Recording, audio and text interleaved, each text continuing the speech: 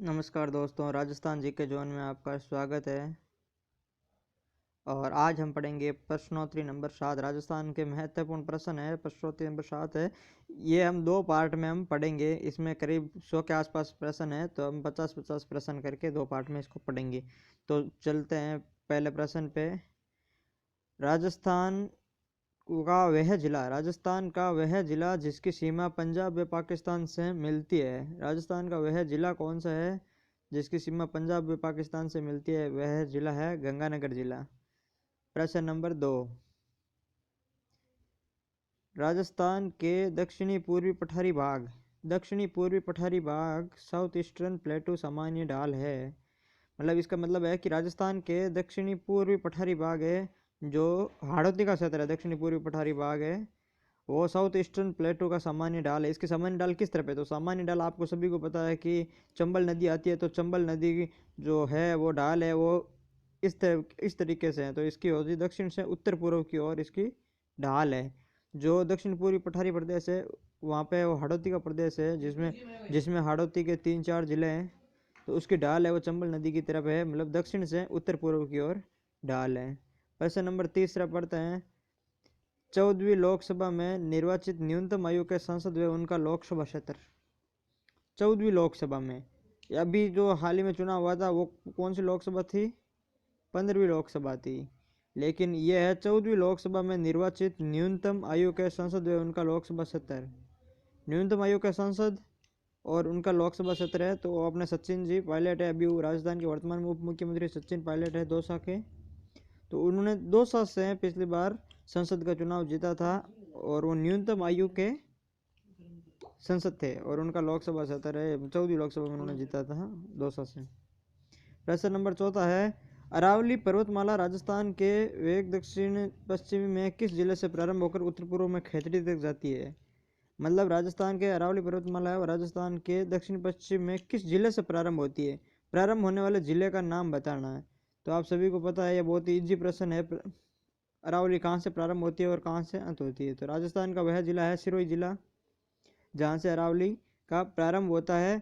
और फिर मध्यवर्ती अरावली में जो मेन जिला है वो अजमेर है, और उत्तरवर्ती में अरावली में जो झुंझुनू से लेकर जयपुर होकर रायसीना पहाड़ी दिल्ली तक जाती है, राष्ट्रपति भवन तक अरावली का विस्तृत है। और अगर इसका जो उत्पत्ति के बारे में बात करें तो वो है खेड़ बर्मा पालनपुर गुजरात से इसकी उत्पत्ति होती है और रायसीना पहाड़ी राष्ट्रपति भवन तक इसके जाती है। और राजस्थान में इसकी जो है सिरोही में इसका शुरुआत होती है, दक्षिण पश्चिम में सिरोही जिले से शुरुआत होती है।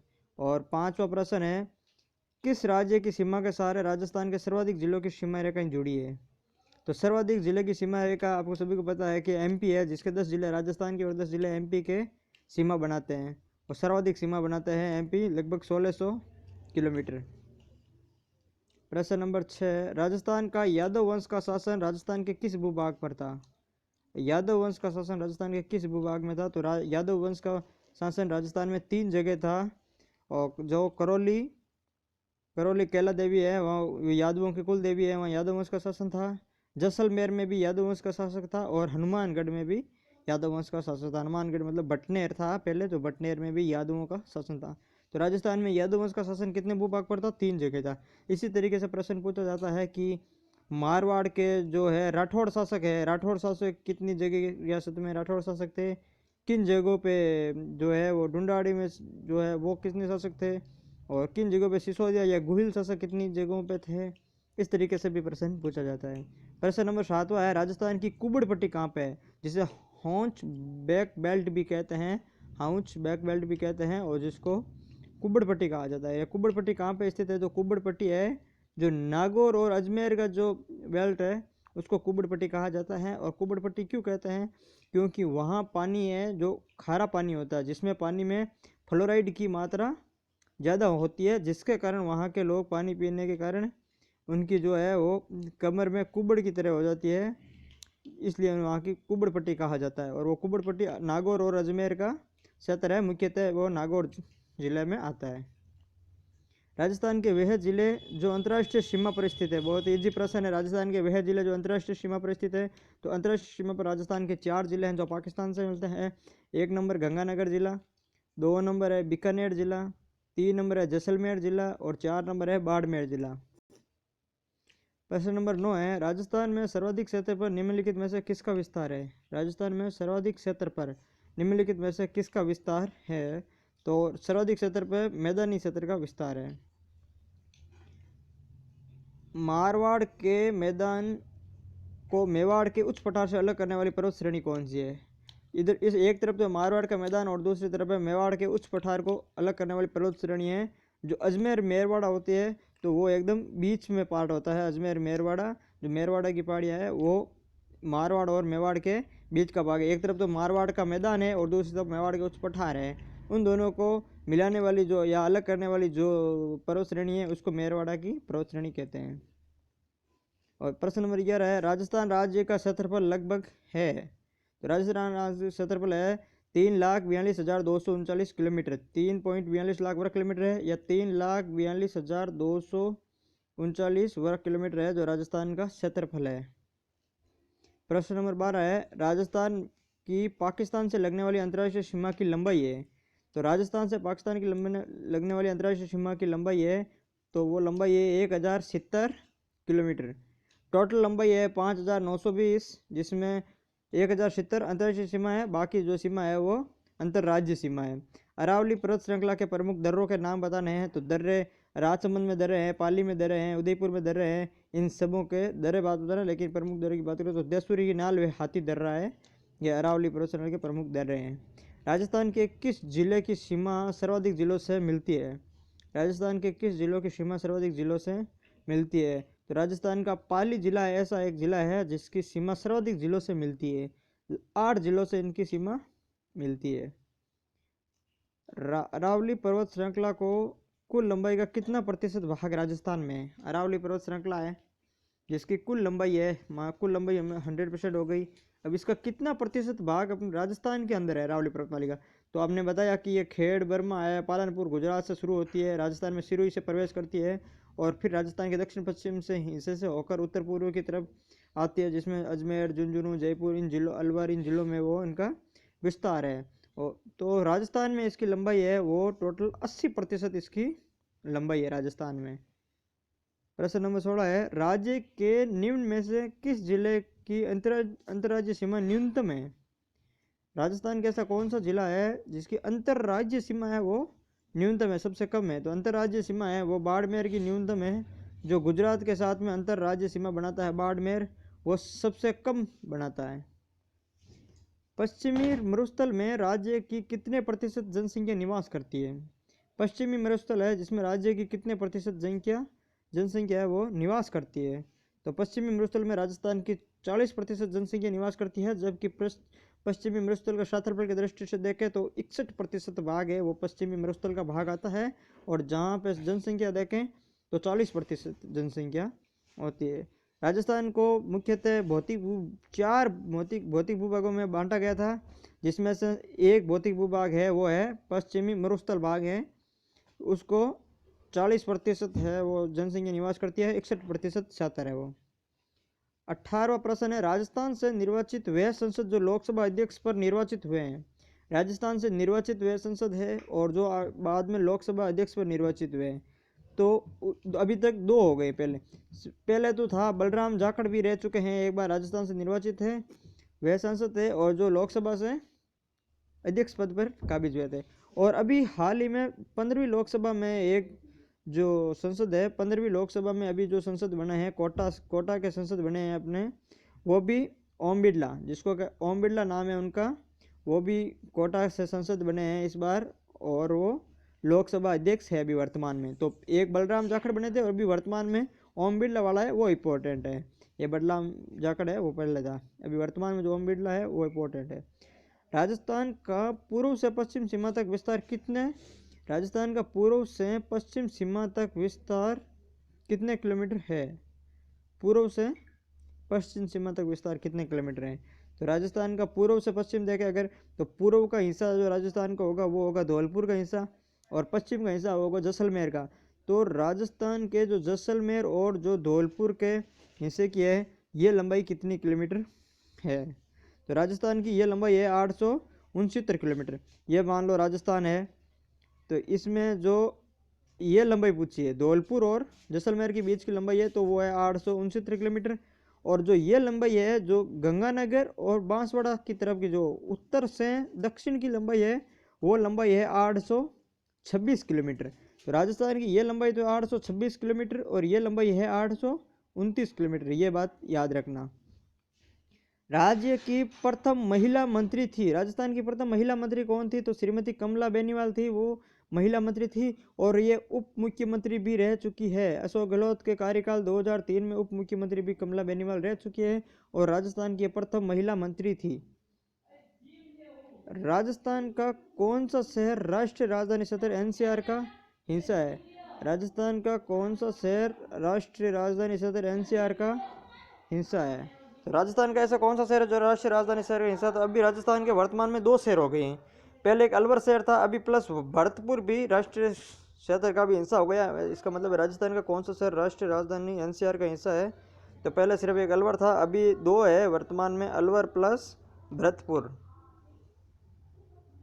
देशहरो के नाम से जाने वाला क्षेत्र है, देशहरो के नाम से जाने वाला क्षेत्र है। तो देशहरो कहा जाता है रागा वे जरगा पहाड़ियों के बीच हरा भरा भाग। देशहरो कहा जाता है रागा वे जरगा पर्वत चोटियों के मध्य का हरा भरा क्षेत्र, हरा भरा क्षेत्र है वो क्षेत्र देशहरो कहलाता है। राजस्थान वस्तु राज्य के एकमात्र विधायक जो सभी प्रथम 10 विधानसभा चुनावों में निर्वाचित घोषित किए गए हैं। राजस्थान वस्तु राज्य के एकमात्र विधायक है जो सभी 10 विधानसभा चुनाव में निर्वाचित घोषित किए गए हैं। तो ऐसा कौन सा विधायक है? हरिदेव जोशी। हरिदेव जोशी ऐसा विधायक है जो सभी 10 प्रथम विधानसभा चुनाव में निर्वाचित हुए। लगातार इन्होंने प्रथम विधानसभा चुनाव से लेकर लगातार 10 विधानसभा चुनाव तक इन्होंने चुनाव लड़ा और वो लगातार 10 बार भी विजय रहे। बाद में राजस्थान के मुख्यमंत्री भी बने हैं। 24वां प्रश्न है, राज्य के मध्यवर्ती पहाड़ी प्रदेश का क्षेत्रफल का राज्य का लगभग कितना प्रतिशत भाग है? तो मध्यवर्ती पहाड़ी प्रदेश का क्षेत्रफल राज्य के कितना क्षेत्रफल का भाग है? जो पहाड़ी प्रदेश का मतलब है जो अरावली पर्वतीय प्रदेश क्षेत्र है वो कितना प्रतिशत भाग है? तो वो है 23% भाग है और यहाँ 39% जनसंख्या निवास करती है। 23% भाग है और यहाँ 39% जनसंख्या निवास करती है। राजसमंद अरावली पर्वत श्रृंखला की कुल लंबाई 692 किलोमीटर है, इसमें राजस्थान में इसका विस्तार है।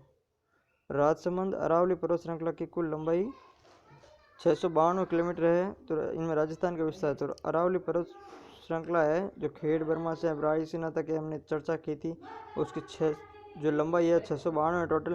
तो राजस्थान में इसकी लंबाई 550 किलोमीटर है जो 80% लंबाई होती है, 80% है और 550 किलोमीटर है।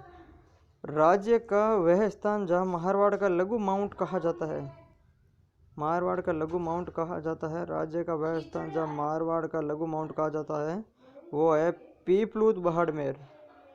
पीपलूद बाड़मेर उसको राजस्थान का मारवाड़ का लघु माउंट कहा जाता है, मारवाड़ का लघु माउंट कहा जाता है पीपलूद बाड़मेर को। प्रश्न नंबर 27 है, राजस्थान के किस शहर पर सूर्य वर्ष में एक बार लगभग लंबवत चमकता है? तो राजस्थान के किस शहर पर सूर्य एक बार लगभग लंबवत चमकता है? तो देखो सूर्य के लंबवत चमकने का मतलब है कि वो कर्क रेखा पर है। सूर्य क्या होता है, एक बार कर्क रेखा पर लंबवत होता है, एक बार जो है वो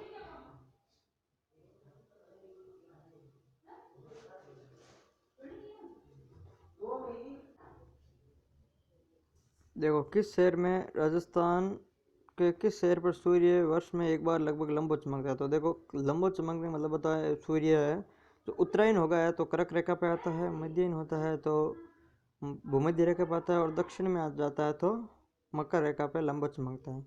तो वर्ष में एक बार जब सूर्य की दिशा उत्तरायण की होती है मतलब कर्क रेखा पे होता है लंबवत चमकता है। तो देखो राजस्थान की जो कर्क रेखा है वो राजस्थान के बांसवाड़ा जिले से गुजरती है। राजस्थान में वो 26 किलोमीटर कर्क रेखा गुजरती है और बांसवाड़ा जिले के लगभग मध्य से गुजरती है। तो बांसवाड़ा जिले में वर्ष में एक बार सूर्य लंबवत चमकता है क्योंकि वो कर्क रेखा पर चमकता है और कर्क रेखा राजस्थान के बांसवाड़ा जिले से गुजरती है, इसलिए राजस्थान के बांसवाड़ा जिले में सूर्य एक बार लगभग लंबवत गुजरता है। प्रश्न नंबर 28 है, जो वाल्मीकि ने राजस्थान के भूभाग को क्या नाम दिया? ये महत्वपूर्ण प्रश्न है। वाल्मीकि ने राजस्थान के भूभाग को क्या नाम दिया है? तो उन्होंने वो है राजस्थानी आदित्य दिया है, राजस्थानी आदित्य दिया है। तो वाल्मीकि ने राजस्थान के भूभाग को क्या नाम दिया था? तो राजस्थान आदित्य नाम दिया। ये नाम राजस्थान आदित्य वाल्मीकि ने दिया है, लेकिन ये नाम जो है वो वाल्मीकि से ज़्यादा उसका वहाँ पे दिखा जाता है कि ये बसंतगढ़ शिलालेख में मिला था। ये बसंतगढ़ शिलालेख पर जो 621 ईस्वी में लगभग मिला था बसंतगढ़ शिलालेख, वो राजस्थान आदित्य शब्द उसमें मिला था। प्रथम राजस्थान आदित्य शब्द उसमें मिला था और वो वाल्मीकि दिया था। लेकिन जो अगर ऐसे प्रश्न में अगर मरुकांतर हो, मरुकांतर ऑप्शन हो, तो मरुकांतर इसका सही उत्तर होता है। मरुकांतर। वाल्मीकि ने राजस्थान के भूभाग को क्या नाम दिया? तो इसका सही आंसर है मरुकांतर। इसका सही आंसर है मरुकांतर, इसका सही आंसर होगा। प्रश्न नंबर 29 में चर्चा करते हैं। तो राजस्थान की वह सीमा जो गुजरात और पाकिस्तान से लगती है, तो एकमात्र जिला है जो बाड़मेर है जिसकी सीमा गुजरात व पाकिस्तान से लगती है। देखो राजस्थान के ऐसे कुछ ज़िले हैं ऐसे जिनकी सीमाएं या तो देश या एक राज्य से लगती है या दो राज्यों से लगती है। ऐसे कुछ सीमाएं, जैसे कुछ बात करें, यदि उससे ऊपर से बात करें उत्तर में, तो उत्तर में एक ज़िला है गंगानगर। जो गंगानगर ज़िला है जो पाकिस्तान से लगता है और पंजाब राज्य से लगता है। उसके बाद में बात करें यदि भरतपुर ज़िले की, तो भरतपुर ज़िला है जो हरियाणा से भी लगता है और यूपी से भी लगता है। इसके बाद में बात करें तो धौलपुर ज़िले की, तो यूपी भी लगता है और एमपी से भी लगता है। इसके बाद में बात करते हैं बांसवाड़ा ज़िले की, तो जो गुजरात से भी लगता है और एमपी से भी लगता है।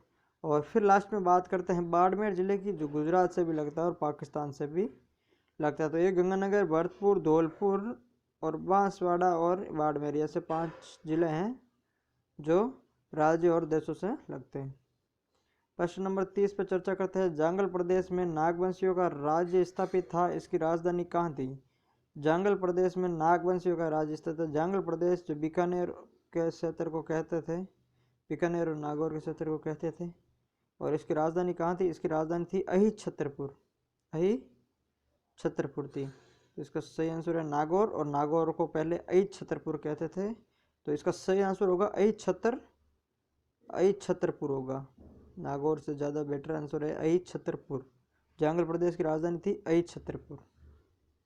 मैसा पठार स्थित है, तो आप सभी को पता है मैसा पठार चित्तौड़गढ़ में स्थित है, क्योंकि जो चित्तौड़गढ़ दुर्ग है वो मैसा पठार पर ही बना हुआ है, इसलिए चित्तौड़गढ़ में स्थित है मैसा पठार। राजस्थान में लवणीय मिट्टी का सर्वाधिक प्रभाव है कहाँ पर है? राजस्थान में लवणीय मिट्टी, सैलिन बोलते हैं जिसका सर्वाधिक प्रसार कहाँ पर है? तो लवणीय मिट्टी का सर्वाधिक प्रसार राजस्थान में बाड़मेर जिले में है। राजस्थान में जालौर और बाड़मेर जिलों में लवणीय मिट्टी का सर्वाधिक विस्तार है। लवणीय मिट्टी का सर्वाधिक विस्तार बाड़मेर और जालौर जिले में, इसीलिए तो लूनी नदी का जो पानी आता है वो बालोतरा के बाद में खारा हो जाता है। लूनी नदी का पानी है वो बालोतरा के बाद खारा क्यों होता है? क्योंकि वह लवणीय मिट्टी का प्रसार सर्वाधिक है। बाड़मेर और जालौर में लवणीय मिट्टी का प्रसार सर्वाधिक है। प्रश्न नंबर 33 है। प्रश्न नंबर 33 है, राजस्थान के पश्चिमी भाग में तापमान की अतिशयता का निम्नलिखित में से प्रमुख कारण है। तापमान की अतिशयता का प्रमुख कारण है तो यह है धरातल का स्वभाव है, धरातलीय स्वभाव है, जिसके कारण तापमान होता है। राजस्थान राज्य का आकार है, राजस्थान राज्य का आकार कैसा है? तो राजस्थान राज्य का आकार है विषम कोणीय चतुर्भुज या पतंगाकार। विषम कोणीय चतुर्भुज या पतंगाकार है राजस्थान राज्य का आकार है। तो ये प्रश्न भी बहुत बार पूछा जाता है कि राजस्थान राज्य का। इससे भी एक प्रश्न ऐसा है, टी.एच. हैंडले ने, किसने? टी.एच. हैंडले ने राजस्थान को क्या कहा, या राजस्थान को किस तरह की आकृति बताई थी टी.एच. हैंडले ने? तो वो याद है, वो उन्होंने बताई थी रोम्बस। राजस्थान का आकार है रोम्बस की तरह आकार है, और ये किसने बताया था? ये बताया था टी.एच. हैंडले ने बताया था। कौन सा पाकिस्तानी शहर भारत पाकिस्तान अंतर्राष्ट्रीय सीमा के सर्वाधिक निकट है? तो भारत पाकिस्तान अंतर्राष्ट्रीय सीमा के सर्वाधिक निकट ऐसा कौन सा पाकिस्तानी शहर है? जो लाहौर शहर है, पाकिस्तान का लाहौर शहर, वो भारत और पाकिस्तान के सर्वाधिक निकट है। अगर अपने जैसे राजस्थान के ज़िलों की बात करें, भारत और पाकिस्तान सीमा के सर्वाधिक निकट ज़िलों की बात करें, तो सबसे नज़दीक ज़िला है, जो सबसे निकट ज़िला मुख्यालय है, तो वो है गंगानगर ज़िला। तो गंगानगर का जो ज़िला मुख्यालय है, जो मेन ज़िला हेडक्वार्टर है, वो पाकिस्तान सीमा के सर्वाधिक नज़दीक है और सीमा पर स्थित सीमा पर सीमा पर स्थित दूर जिला मुख्यालय किस जिले का है? तो वो है बीकानेर है। जो बीकानेर जिले का इसलिए दूर बता रहे हैं क्योंकि जो सीमा पर 4 जिले स्थित है उन जिलों में से यदि सीमा के नज़दीक जिला मुख्यालय पूछे तो गंगानगर का होगा और सीमा से दूर स्थित जिला मुख्यालय पूछे तो वो होगा बीकानेर होगा। लेकिन एक प्रश्न अक्सर आता है जो कंफ्यूज करने वाला प्रश्न होता है कि सीमा से दूरस्थ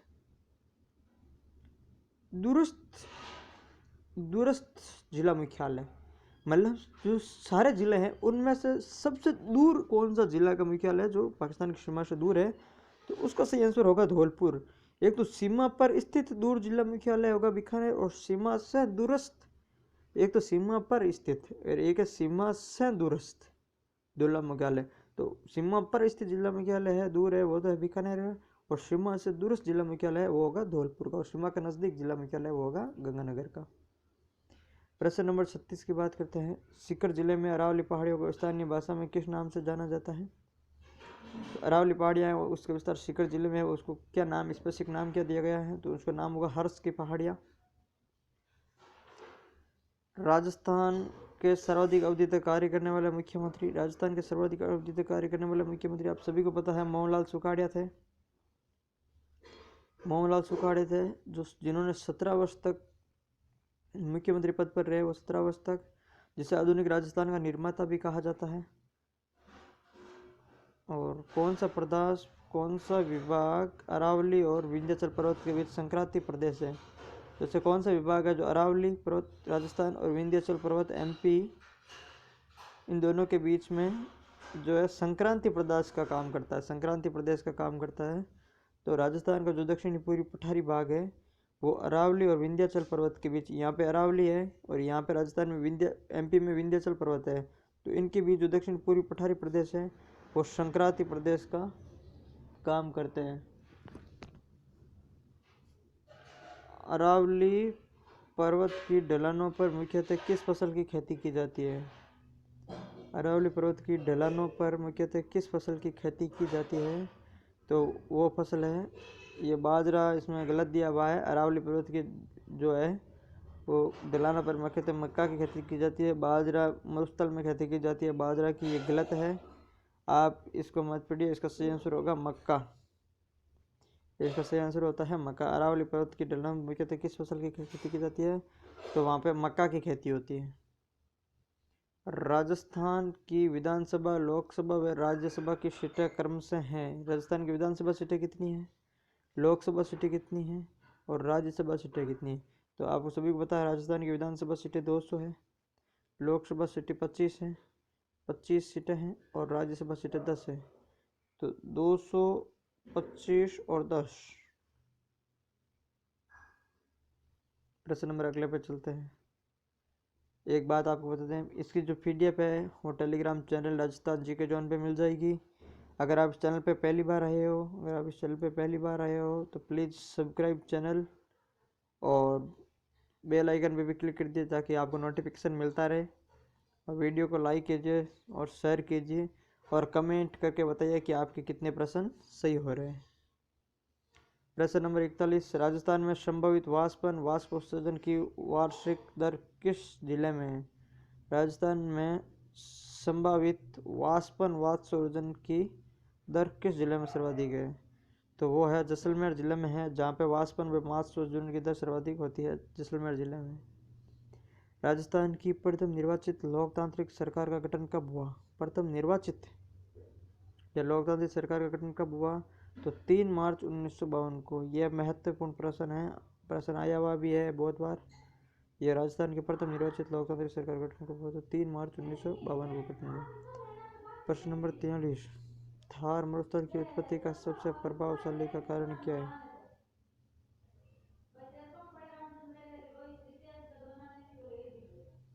थार मरुस्थल की उत्पत्ति का सबसे प्रभावशाली कारण क्या है? थार मरुस्थल की उत्पत्ति का सबसे प्रभावशाली कारण क्या है? तो थार मरुस्थल की उत्पत्ति का सबसे प्रभावशाली कारण है शुष्कता में वृद्धि। शुष्कता में वृद्धि होने के कारण वो थार मरुस्थल की उत्पत्ति का सबसे प्रभावशाली कारण है। 44वां प्रश्न है, स्वतंत्रता के पश्चात अजमेर मेहरवाड़ा क्षेत्र की पृथक विधानसभा थी जिसका नाम धारा सभा था। स्वतंत्रता के पश्चात भी अजमेर मेरवाड़ा की पृथक विधानसभा थी। जब राजस्थान स्वतंत्र हो गया उसके बाद में भी अजमेर और मेरवाड़ा क्षेत्र की थी, वहाँ की अलग से एक विधानसभा थी और जिसका नाम धारा सभा था। अजमेर मेरवाड़ा के प्रथम एकमात्र मुख्यमंत्री थे, वो कौन थे? तो वो थे हरिभाऊ उपाध्याय थे, जो 30 सदस्य थी। इस धारा सभा की यह याद रखना, ये धारा सभा कितने सदस्य थी? ये महत्वपूर्ण है। ये धारा सभा 30 सदस्य थी, इसका नाम धारा सभा था। वो अजमेर मेरवाड़ा में एक प्रत्यक्ष विधानसभा थी और जिसका मुख्यमंत्री हरिभाऊ उपाध्याय था। वे प्रथम और एकमात्र उपाध्याय थे, एकमात्र मुख्यमंत्री थे हरिभाऊ उपाध्याय। उसके बाद में 1956 में जो इसको राजस्थान में शामिल कर लिया गया था। करौली और धौलपुर जिलों में चंबल व बनास नदियों के प्रवाह में स्थित भूभाग है। करौली व धौलपुर जिलों में चंबल व बनास नदियों के प्रवाह में स्थित भूभाग को कहते हैं, तो वो है विंध्य कागार भूमि। विंध्य कागार भूमि है जो चंबल व बनास नदियों के प्रवाह क्षेत्र है, जो मुख्यतः करौली और धौलपुर में, उनको विंध्य कागार भूमि कहते हैं। तो दोस्तों, चैनल को सब्सक्राइब कीजिए और कमेंट करके बताइए कि वीडियो कैसा लगा आपको, प्रश्न कैसे लगे आपको। और मिलते हैं इसके पार्ट 2 में, जिसमें प्रश्न नंबर 46 से 90 तक होंगे। इस पार्ट में 45 प्रश्न डिस्कस करेंगे। पार्ट 2 पे मिलते हैं। ठीक है दोस्तों, धन्यवाद।